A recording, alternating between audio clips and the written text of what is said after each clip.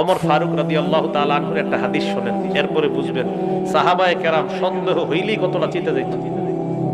বুখারী শরীফের 1605 নম্বর হাদিস।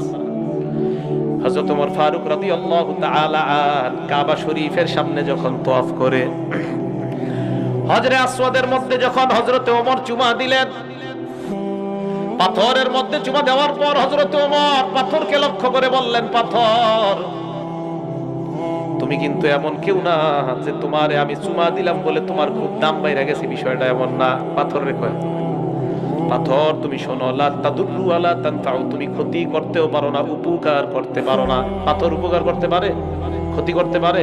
হযরতে ওমর চুমা দিয়ে বললেন, তুমি উপকার ক্ষতি করার কোনো ক্ষমতা তোমার নাই। জানোনি আমি কেন তোমাকে চুমা দিলাম? লাউলা আন্নী রাআইতু রাসূলুল্লাহি ইসতাসলামাকা, আমি যদি দেখতাম যে আল্লাহর নবী তোমাকে চুমা দিছে।